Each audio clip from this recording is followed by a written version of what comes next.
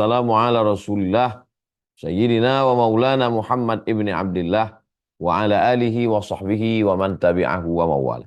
Yang sama kita hormati Mas Ipo beserta keluarga, Ustadz Dr. Fahmi beserta para asatiz, sahabat-sahabat keluarga besar BP British Propolis yang tak dapat saya sebutkan satu persatu, insyaallah dengan ukhuwah, dengan persaudaraan, dengan niat baik kita selalu dipersatukan dalam kebaikan insyaallah. Amin ya rabbal alamin. Judul kita malam ini amal-amal mengundang rezeki. Maka yang perlu kita pahami dulu adalah rezeki itu apa. Kalau kita menganggap rezeki itu uang, tidak dapat uang berarti tidak ada rezeki. Kalau kita menganggap rezeki itu adalah lapangan kerja, kalau tidak ada dapat kerja berarti tidak ada rezeki. Kita luruskan dulu pemahaman kita tentang rezeki. Apa itu rezeki? Kata Syekh Muhammad Mutawalli Asy-Sya'rawi, rezeki itu ada 11. Yang pertama, sakinatur ruh, ketenangan hati. Jadi siapa yang bangun pagi, bangun malam, hatinya tenang, dia sudah dapat rezeki. Itulah yang dia doakan. Yang kedua, nurul akli. Akalnya bersinar, bercahaya. Bisa membedakan antara hak dan batil. Itu rezeki. Yang ketiga, sehatul jasadi. Badannya sehat. Bangun pagi, bangun malam, badan sehat. Itu rezeki. Yang keempat, sofaul qalbi. Hatinya jernih, bening. Yang kelima, salamatul fikri. Pikirannya sehat, selamat. Tidak kotor otaknya. Itu rezeki. Yang keenam, da'watu ummin. Yang ini saya sudah terputus. Tapi Mas Ipo masih dapat doa ibu. Ibu beliau dan ibu mertua. Jadi siapa yang masih ada, maka dia dapat rezeki. 7, atfu abin. Kelembutan kasih sayang seorang ayah. Saya sudah tak dapat lagi. Yang kedelapan, wujud akhin. Bagaimana kelembutan kebaikan saudara. Yang kesembilan, dhahkatu ibnin. Senyum tawa anak buah hati. Yang ke-10, ihtimamu shadiq. Punya teman, punya sahabat yang peduli. Maka kalau punya teman, sahabat di keluarga besar BP, selalu peduli dengan sholat, selalu peduli dengan ibadah, selalu peduli dengan sedekah, itu rezeki. Yang ke-11, da'watu muhibbin fillah. Doa orang tersayang karena Allah. Ada sahabat-sahabat, kawan-kawan, satu komunitas sayang dia kita karena Allah. Lalu dia berdoa untuk kita. Itu rezeki. Nah, jadi di antara yang 11 ini, andai tidak dapat 11-11-nya, tak dapat semua, pasti salah satu kita punya. Oke, saya beberapa tidak dapat. Ibu, ayah mungkin tak dapat. Tapi yang lain saya dapat. Maka sesungguhnya itu adalah rezeki. Jadi jangan kita menganggap hari ini nggak dapat rezeki. Ada rezeki. Jangan menganggap doa saya tak terkabulkan. Ada. Tapi kita tidak menganggapnya sebagai rezeki. Padahal itu adalah rezeki. Nah, ini diluruskan dulu pemahaman tentang rezeki. Supaya jangan sampai nanti amal-amalnya dilaksanakan. Lalu orang komplain, saya kok nggak dapat rezeki. Mungkin maksud dia tidak dapat uang. Padahal rezeki dia dapat. Nah, ini setelah kita luruskan pemahaman rezeki, kita masuk pembahasan yang kedua. Amal-amal apa yang membuat kita dapat rezeki? Yang pertama, surat At-Talaq ayat 2. Wa may yattaqillaha yaj'al lahu makhraja.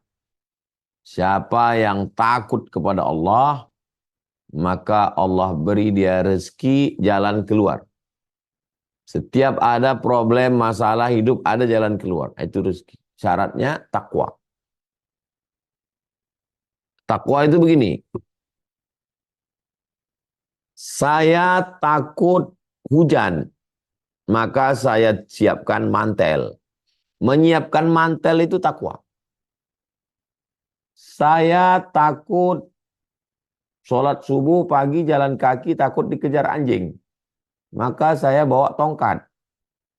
Menyiapkan tongkat supaya nanti kalau ketemu anjing bisa membela diri, itu disebut dengan takwa. Jadi takwa itu wiqayah, menjaga diri untuk tidak terkena mudarat lalu melakukan sesuatu. Jadi kata Nabi, kata Allah dalam Al-Quran, dibacakan oleh Nabi SAW, wa may yattaqillah yaj'al lahu makhraja.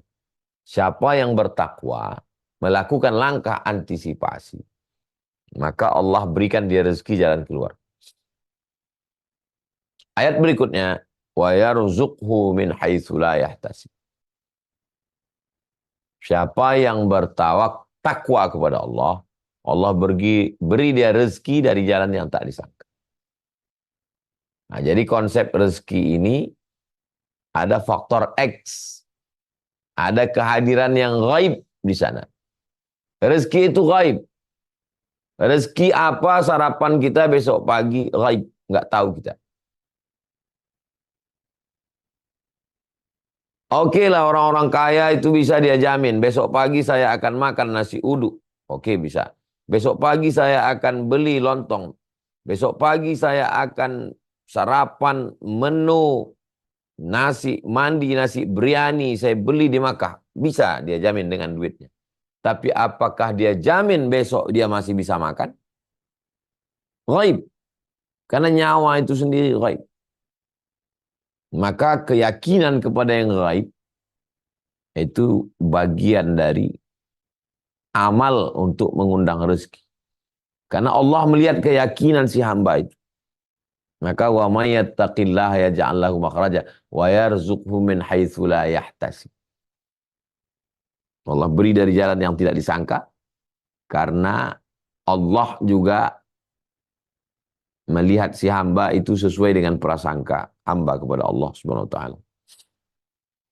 Berikutnya, amal yang pertama adalah takwa, amal yang kedua adalah tawakal. Takwa dulu baru tawakal. Siapkan dulu mantelnya supaya jangan kena hujan, baru tawakal. Siapkan dulu tongkatnya supaya tidak dikejar anjing, baru tawakal.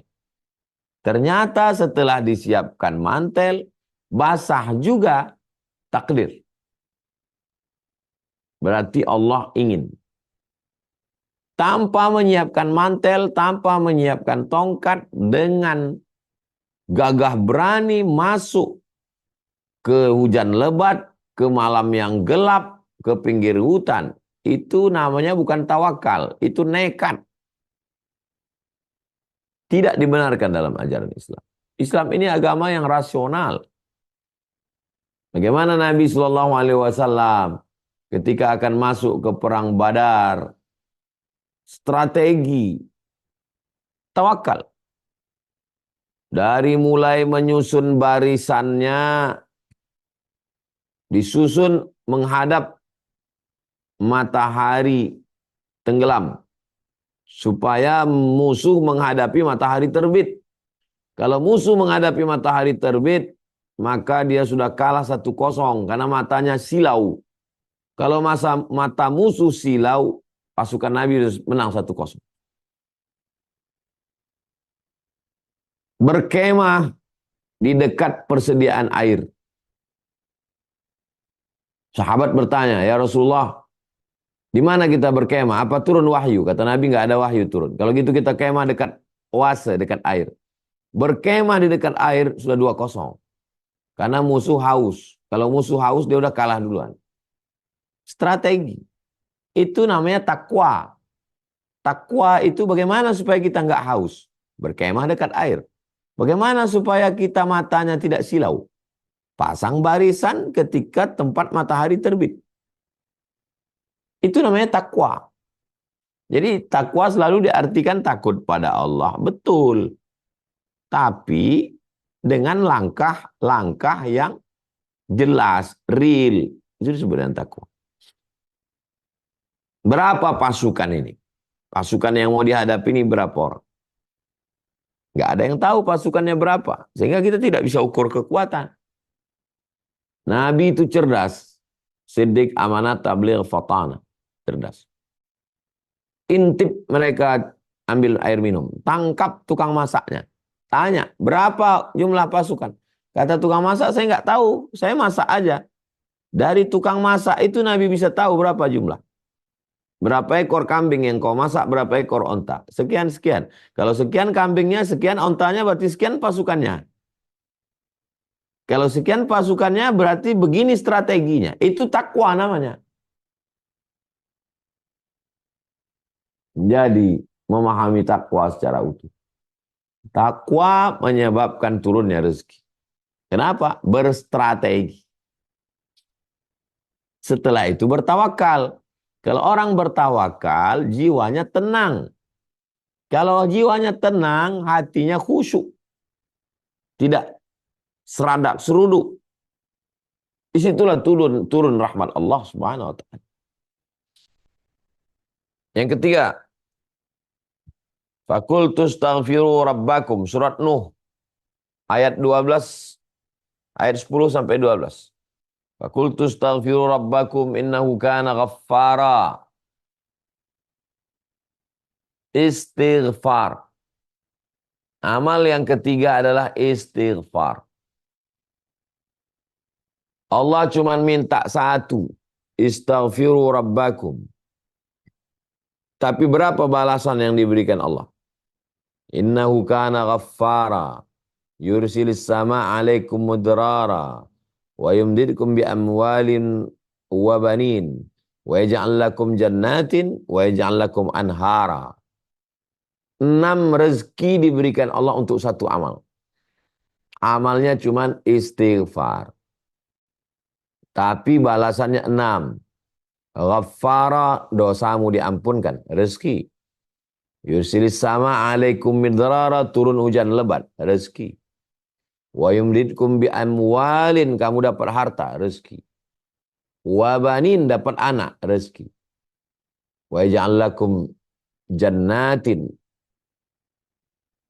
kebun-kebun, rezeki. Anhara, air-air yang mengular, rezeki. Air-air yang mengalir, rezeki. Apa maknanya? Dengan beristighfar, merasa bersalah, memperbaiki diri, introspeksi. Istighfar itu maknanya 3. Yang pertama, menyesal dalam hati. Istighfar. Dinyatakan dengan mulut, astagfirullah. Istighfar. Tekad kuat untuk tidak kembali kepada perbuatan yang lama, istighfar. 6 balasan Allah Subhanahu wa ta'ala. Rezeki semua.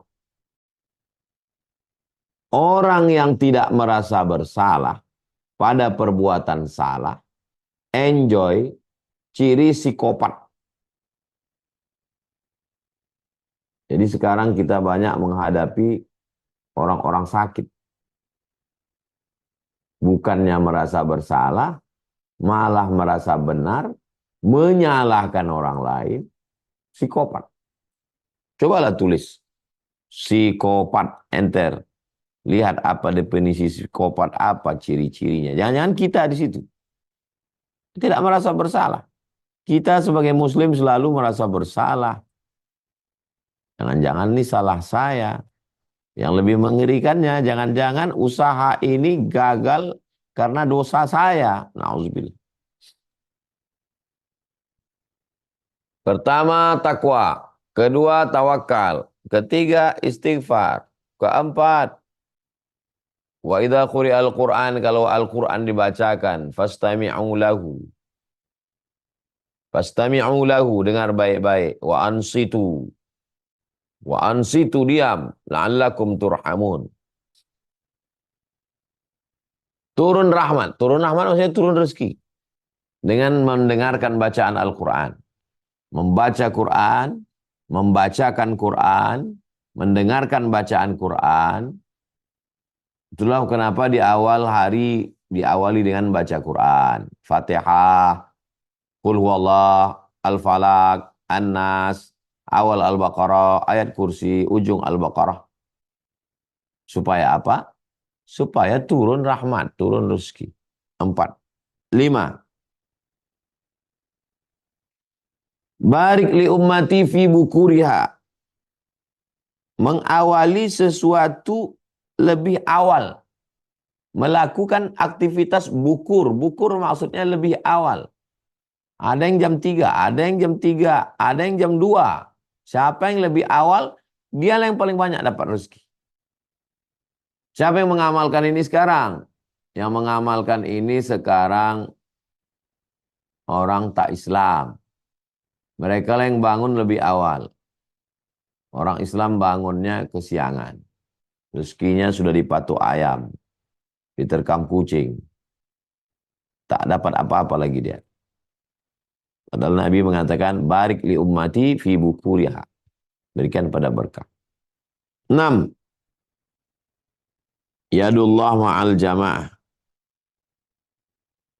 Pertolongan Allah, rezeki, turun bersama jamaah. Bersama orang yang berjamaah. Jangan sendirian. Jamaah BP.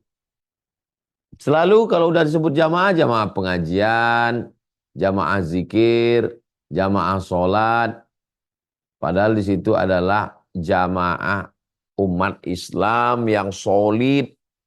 Ada leadernya, ada komandonya, ada komandannya, ada step-step yang mau dijalani, tidak boleh melawan imam.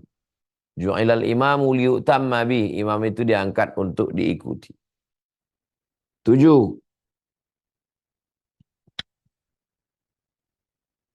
Mathalul ladzina yunfiquna amwalahum fi sabilillah kamathali habbah, 1 biji. Ambatat sab'a sanabil, tumbuh 7 cabang. Wa fi kulli sumbulatin mi'atu habbah, tumbuh 100. 200, 300, 400, 500, 600, 700. Apa yang membuat ini beranak pinak menggurita? Sodakoh. Jadi sodakoh dari BP dalam bentuk mobil sampai hari ini dipakai YTWU membawa beras tahun keempat ini sekarang. Yang disalurkan ke suku pedalaman, suku terasing, sekolah tahfiz Quran. Itu salah satu sebab turunnya rezeki yang diberikan Allah Subhanahu wa taala. 7.